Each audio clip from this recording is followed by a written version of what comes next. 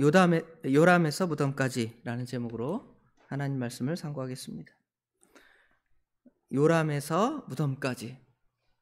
사실 이 요람에서 무덤까지라는 표현은 세계 제2차 대전 후에 영국의 노동당이 전면적인 사회복지를 주장하면서 내세운 슬로건입니다. 영국에서 나온 표현인데요. 사실은 우리는 요람에서 무덤까지가 아니라 요람에서 무덤 그리고 영원까지. 결론은 뭐냐면 하나님께서 우리에게 모든 은혜를 더하여 주실 것이고 우리를 보호하실 것이고 우리를 인도하여 주실 것을 말씀하는데, 오늘 시편 기자가 자신의 그 곤란한 상황들을 우리 주님께 토로하고 구원을 요청하면서 과연 하나님께서 요람에서 지금 내가 사는 이때까지 자신을 보호하여 주셨는데 앞으로 죽을 때까지, 죽고 나서도 우리 하나님께서 자신을 보호해 주실 것입니다 라고 기도하는 것입니다.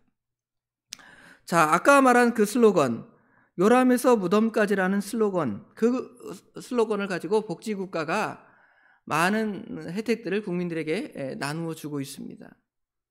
그런데 생각을 해보시기 바랍니다. 우리나라의 경우를 보면 우리나라 과거보다 지금 사회 약자층, 가난한 사람들이나 또 장애인들이나 이런 사람들에 대한 복지 혜택이 어때요?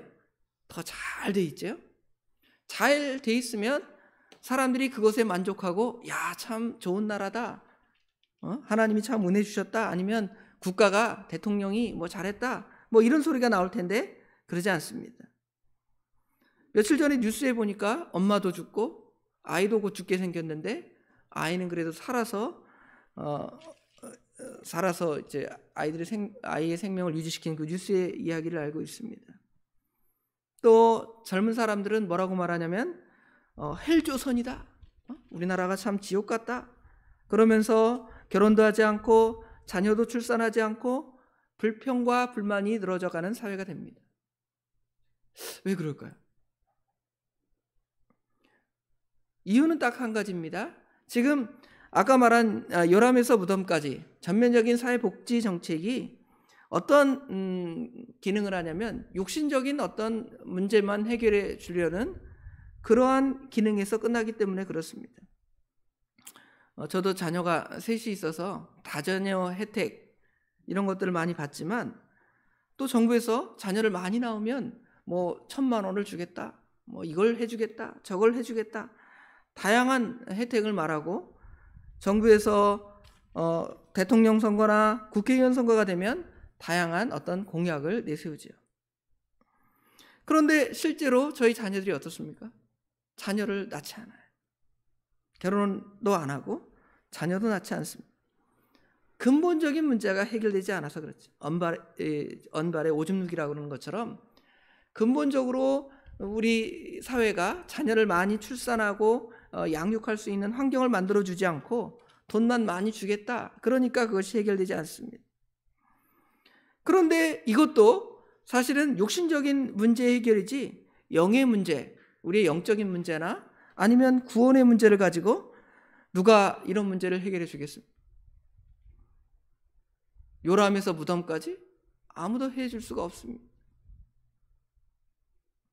그런데 오늘 성경 본문에는 우리 하나님께서 참된 위로가 되시고 힘이 되시고 도우심이 되시고 우리와 함께 하심을 이 시편 기자가 자신의 그 곤란한 상황에서 그렇게 고백하고 하나님께서 그렇게 끝까지 해주실 것입니다 라고 소망을 품고 우리 하나님께 기도하는 말씀이 기록되어 있습니다.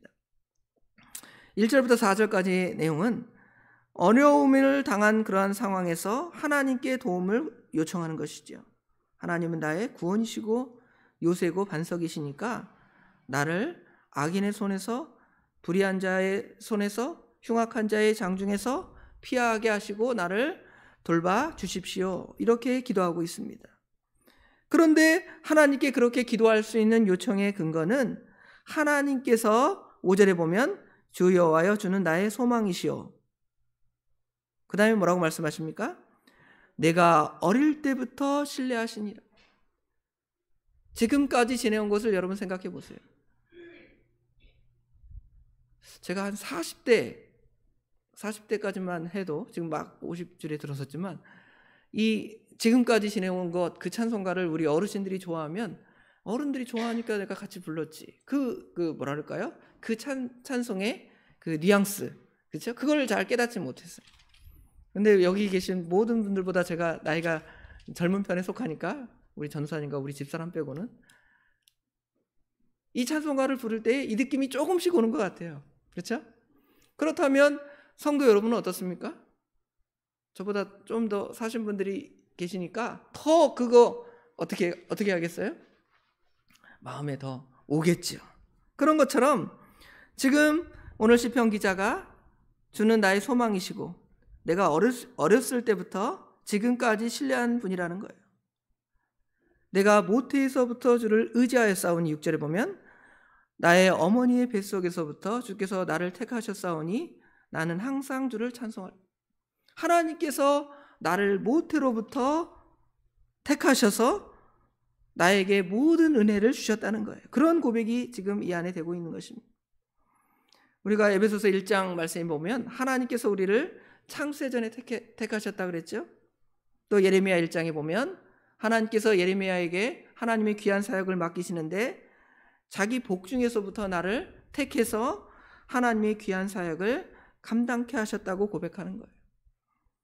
지금 모태에서부터 하나님께서 창세전부터 하나님께서 우리를 그와 같이 보호하여 주시는 것입니다.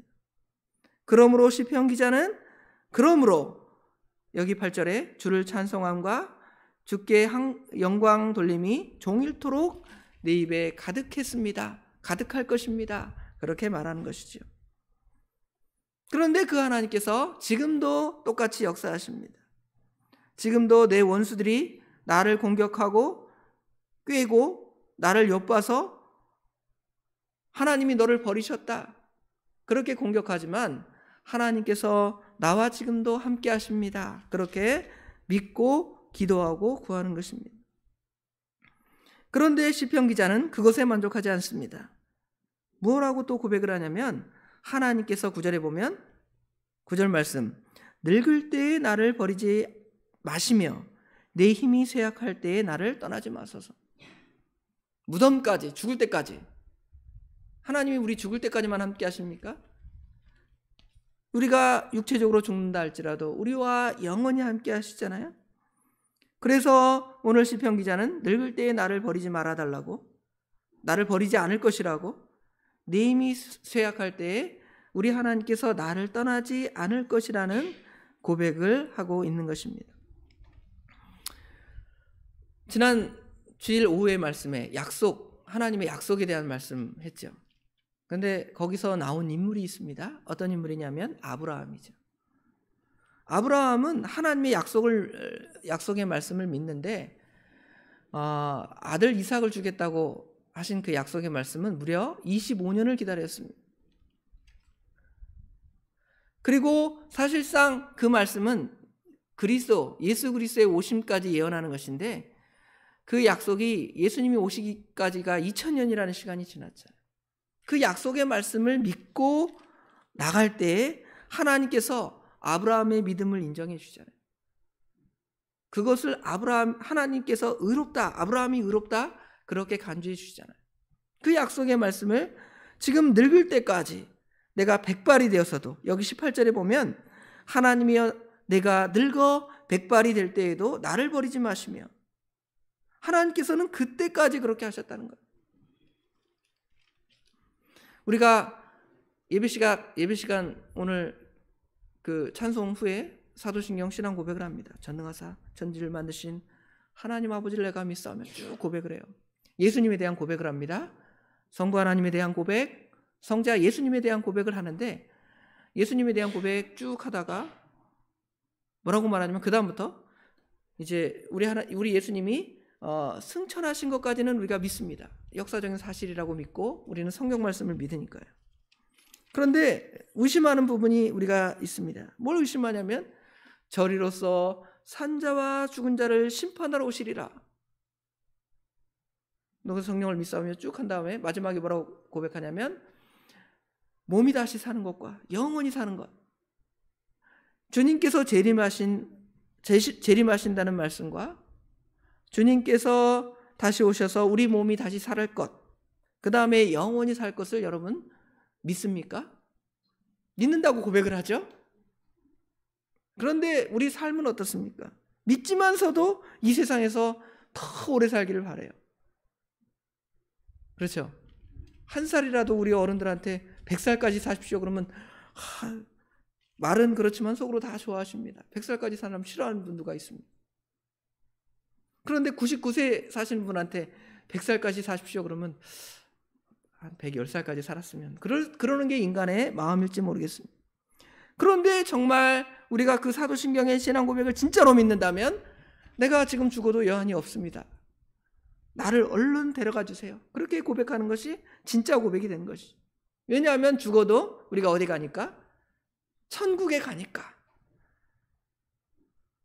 지금 내가 늙을 때까지 지금 우리 주님께서 함께 하시겠다고 이 시편 기자는 고백하지만 사실은 우리는 늙어 죽어도 영원히 천국에서 나는 주님과 함께 살겠습니다. 이러한 소망, 영적이고 내세적이고 하나님 나라를 위한 그런 것들이 우리 안에 풍성하다면 단순히 요람에서 무덤까지 그것으로 족하겠습니까? 하나님께서 우리와 영원히 함께 하시고 영원히 은혜를 주시고 또 영원히 복을 주시고 영원히 우리의 도움이 되시고 힘이 되실 것인데 우리가 당하는 그런 환난, 잠깐의 환난, 우리 주님께서는 믿음이 적은 자들아 그러잖아요. 예수님의 제자들에게 풍랑이 오니까. 그런데 여러분 풍랑이 오면 우리 예수님이라도 부르겠습니까? 예수님 안 부르고 어쩔 줄 몰라 할 수도 있어요. 왜냐하면 참된 믿음에 서지 않으면 그런 것이죠. 그러니까 참된 믿음에 선 사람은 오늘 시편 기자처럼 하나님이 우리와 영원히 함께 하실 걸 믿고 나아가는 것입니다. 그런 성도들은 항상 그의 마음에 소망을 품습니다. 하나님을 소망하고 하나님 나라를 소망하고 내세를 소망하는 그러한 신앙을 살 것입니다. 물론 내세를 소망한다 그래서 현세를 초월해서 현세는 아무렇게나 살거나 아니면 뭐 현세에 대해서 아무 의미가 없는 것처럼 생각하는 것은 성경적인 것은 아닙니다. 왜냐하면 하나님께서 우리를 천국으로 인도하실 때에 1차적으로 우리가 죽기 전에 예수님을 믿어야 되죠. 죽은 다음에 예수님 믿는 거는 믿는 게 아니에요. 그렇죠? 그 다음에 하나님 나라에 가서 우리에게 상급을 주실 때 언제 우리의 행위를 보고 상급을 주시겠습니까? 지금 이 세상 현실을 살아갈 때 얼마나 믿음으로 살아갔는지 그것을 보고 상을 주시기 때문에 우리가 이 세상 이 현실을 살아갈 때 충실하게 살아가야 되죠. 그러나 근본의 마음에는 늘 어디를 소망하는 것입니까? 하나님의 나라 천국을 소망하고 주님과 함께할 그 영원한 세계를 소망하는 것이죠. 물론 지금도 우리가 주님과 함께하는 세상입니다. 그런 삶을 살아간다면 우리의 삶은 어떻습니까? 우리의 삶은 첫 번째로 주님을 찬송하는 삶. 오늘 시편 기자가 자신의 상황이 이렇지만 내가 주님을 찬송하겠습니다. 그러죠? 하나님이 나의 구원이 되시고 반석이 되심을 찬송하는 것입니다. 소망하는 것. 소망은 찬송과 같이 있습니다. 이 몸의 소망 무행가 오직 우리 주 예수 그리스도밖에 없음을 이렇게 찬송하는 것입니다. 두 번째 삶은 15절에 보면 내가 측량할 수 없는 주의 공의와 구원을 네 입으로 종일 전하리이다. 16절에 내가 주 여호와의 능하신 행적을 가지고 오겠사오며 주의 공의만 전하겠습니다. 즉 주님의 행하신 일, 주님이 우리를 구원하신 그 구원의 그 은혜를 전하겠다는 것, 복음을 전하겠다는 것이죠. 그것들은 하나님께서 17절에 보면 하나님이여 나를 어려서부터 교훈하셨으므로 내가 지금까지 주의 귀한 일들을 전하였나이다. 여지까지 그렇게 해왔다는 거예요. 그러면 앞으로도 계속 백발이 될 때까지 계속 주님을 찬송하고 주님의 능력을 전하겠다는 것입니다. 주님의 말씀을 따라 살아가겠다는 것입니다. 이러한 각오가 필요해요. 하나님이 여지까지 나를 지켜주신 거 감사합니다. 그것으로 끝나면 안 돼요. 찬송이 있으면 또 찬송과 함께 그 복음을 전하고 또 그 말씀대로 살아가는 다짐, 그리고 그렇게 실제로 살아가는 것입니다. 그런 자에게 하나님의 영원한 은혜가 있고 그것을 우리가 충분히 누릴 수 있는 것입니다. 그러한 삶을 사는 저와 성도 여러분이 되기를 간절히 원합니다. 기도하겠습니다. 우리를 요람에서 무덤까지뿐만 아니라 영원한 천국에서까지 함께 하시며 우리를 도우시며 우리에게 각종 은혜를 허락하여 주신 아버지 하나님, 은혜와 사랑을 진심으로 감사합니다. 이러한 은혜를 저희들에게 지금까지 주시고 우리에게 앞으로 계속 주실 것인데 저희들 믿음이 연약해서 그 앞날을 바라보지 못합니다. 주님께서 풍랑을 잔재하게 하실 그 역사, 하나님의 능력을 믿지 못하고 하나님의 주권을 또 의심할 때가 있습니다. 그러나 오늘 시편 기자처럼 우리 주님께서 나를 요람에서부터 태중에서부터 또 창세전에 택하여 여지까지 나를 지켜주셨는데 지금도 지금 이 환난에서 나를 구원하실 것이며 보호하여 주실 것을 믿습니다. 그렇게 고백을 합니다. 뿐만 아니라 내가 백발이 되어서 이제 주님 앞에 갈 날이 가까이 될 그때에도 주님께서 나와 함께 하심을 믿습니다. 또 죽어서도 우리를 주님의 그 천국으로 인도하시며 그 영원한 은혜의 세계에 들어가게 하심을 내가 믿습니다. 우리가 이렇게 신앙 고백만 하지 않게 하시고 실제로 그렇게 믿어서 그 믿음으로 살아가는데 아버지 하나님, 날마다 찬송하는 입이 될 수 있도록 도와주시옵소서. 복음을 전파하는 입술이 될 수 있도록 도와주시옵소서. 말씀을 따라 삶으로 예수 그리스도를 닮아가는 삶을 살아갈 수 있도록 우리 하나님 도와주시옵소서. 이렇게 살라고 오늘 하루를 또 생명을 연장시켜 주시고 아버지 하나님, 하루를 주신 거 감사합니다. 이렇게 살 수 있도록 힘과 능력을 더하여 주시옵소서. 아버지 하나님, 총회를 아름답게 마칠 수 있도록 허락하신 거 감사합니다. 우리 목사님 또 하나님의 귀한 사역을 맡기셨사오니 잘 감당하실 수 있도록 도와주시며 저희들도 우리 목사님의 사역을 잘 협력할 수 있도록 또한 도와주시옵소서. 오늘 수요일 저녁 예배가 있습니다. 이 저녁에 모든 성도들이 예배를 사모하고 말씀을 사모할 수 있도록 도와주시고 참여하여서 말씀의 은혜를 받고 힘을 얻는 시간이 될 수 있도록 우리 하나님 도와주시옵소서. 모든 것 우리 주님께 맡깁니다. 예수님의 이름으로 간절히 기도드리옵나이다. 아멘.